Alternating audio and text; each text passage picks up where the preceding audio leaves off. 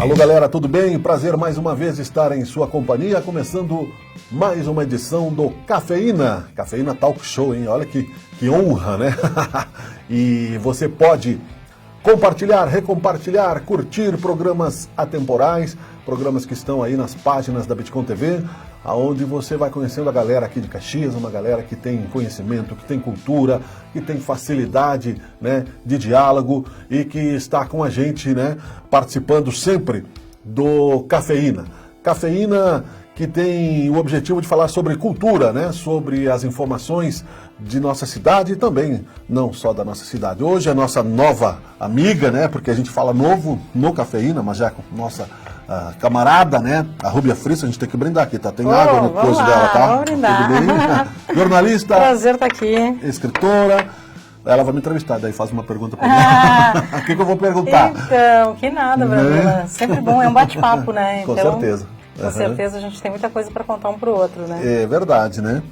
E tu que estás lançando, né, nesse período, mais uma obra tua, né, que é Maesa, Poema Arquitetônico, né, enfim.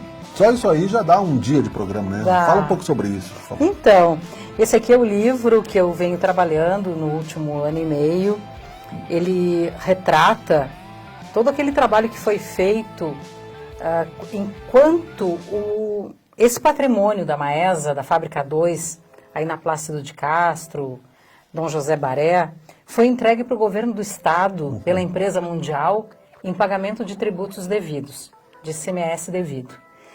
Quando esse patrimônio foi entregue, houve uma movimentação por meio do governo estadual de eventualmente vender esse patrimônio de volta, ou uma parte para a Prefeitura de Caxias e uma parte para a iniciativa privada.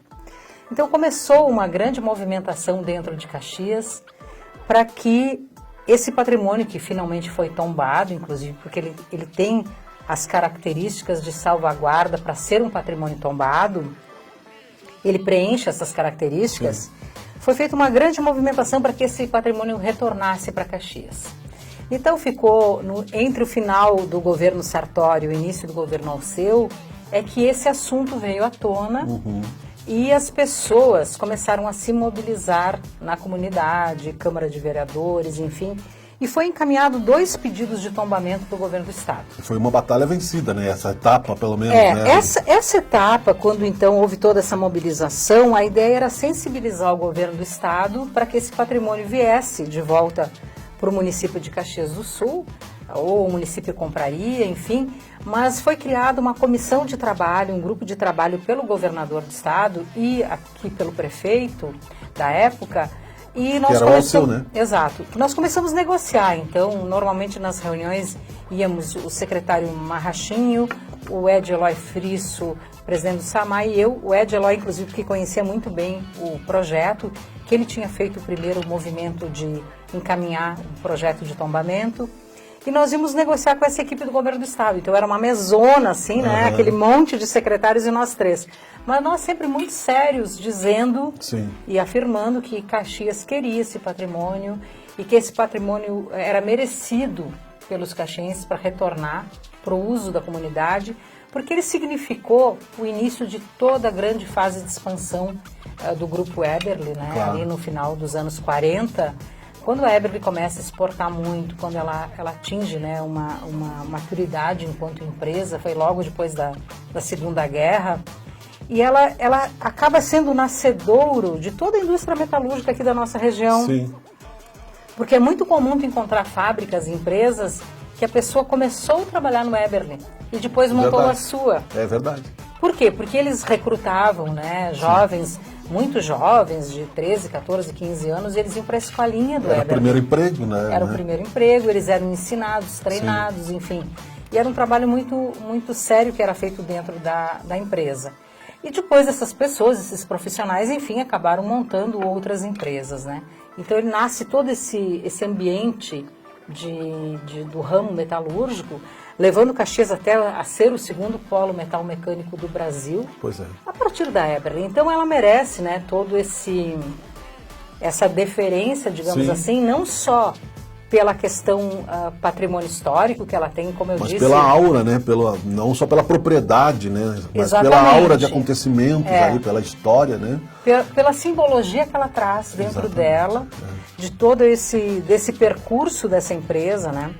Então, quando houve essa proposta de ser vendida uma parte, até a vereadora Mário Pezzi, ela interrompe ali no terreno, porque havia um desnível muito grande, então se entendeu de não fazer essa rua naquela época da construção da própria Eberly, né? Sim. Acabou terminando ali.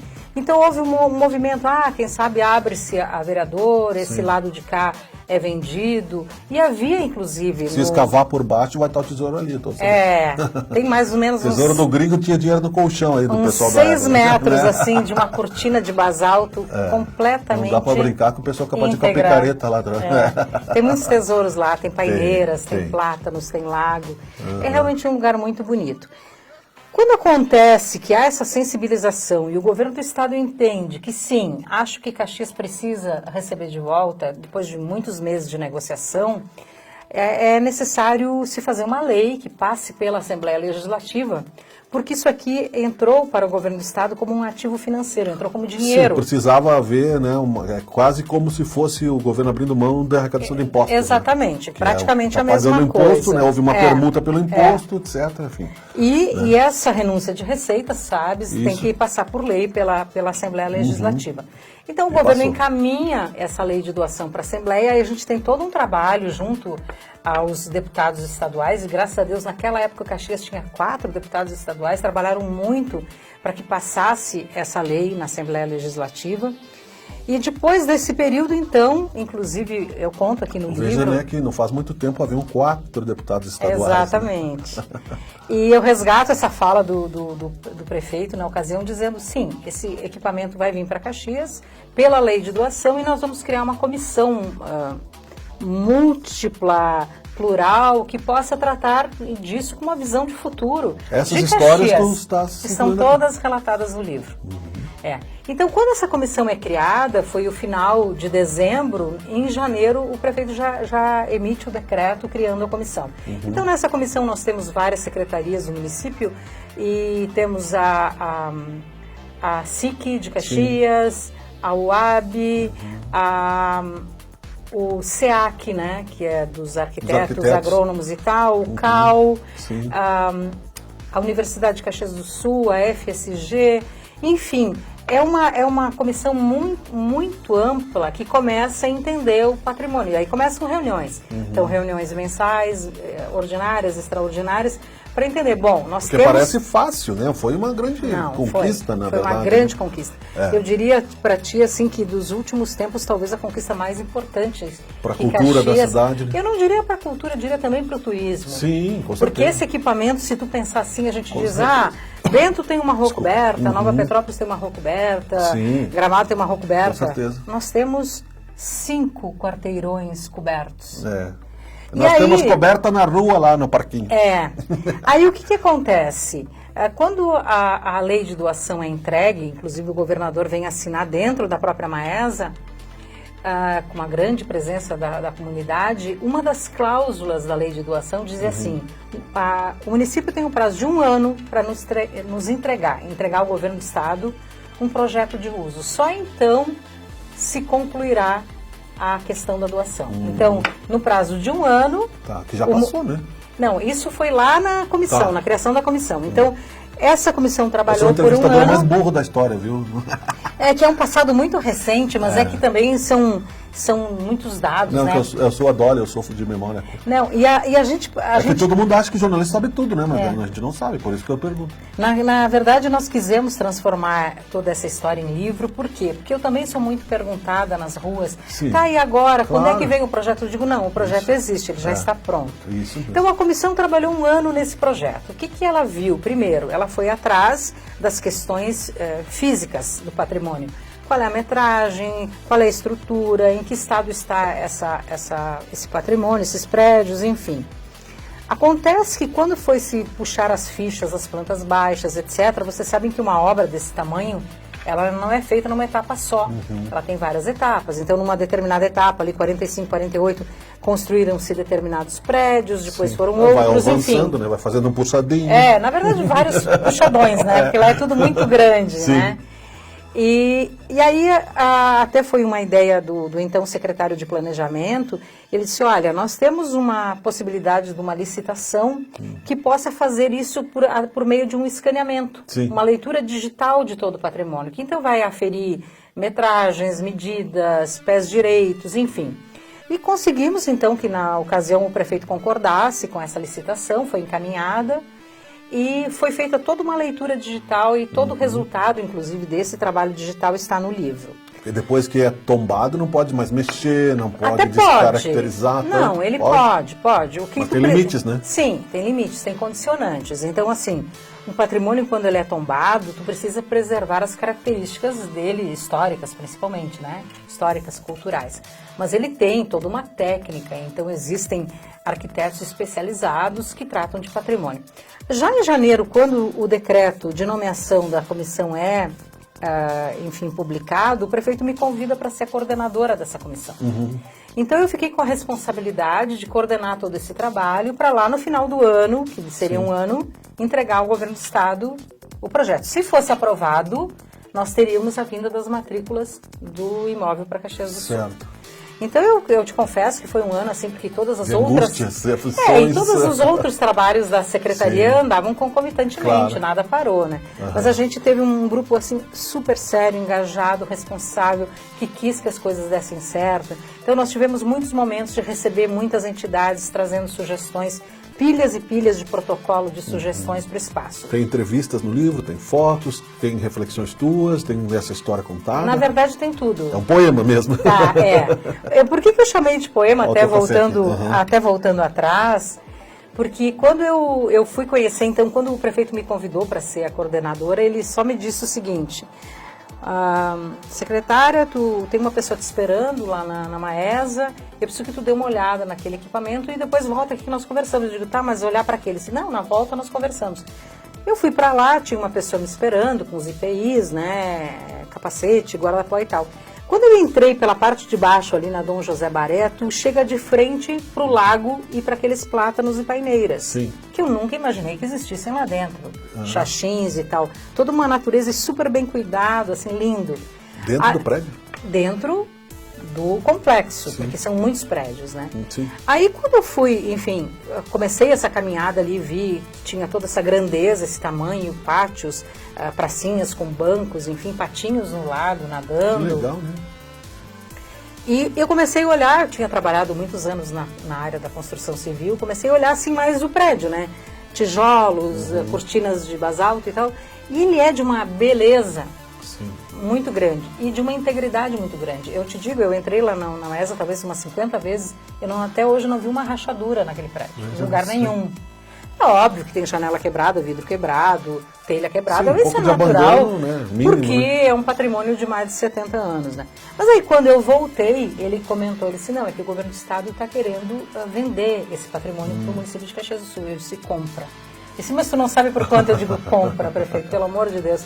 É lindo, é exatamente o que vai fazer a diferença de Caxias. Não precisou comprar, né? Nós voltamos atrás, depois deu essa permuta pelos impostos. Na verdade, até não, os impostos quem pagou foi a empresa. Nós ganhamos esse patrimônio pelo trabalho de mobilização mesmo, né? Caxias ganha esse patrimônio. Porque quem pagou os impostos foi a empresa. Com esse trabalho todo, né?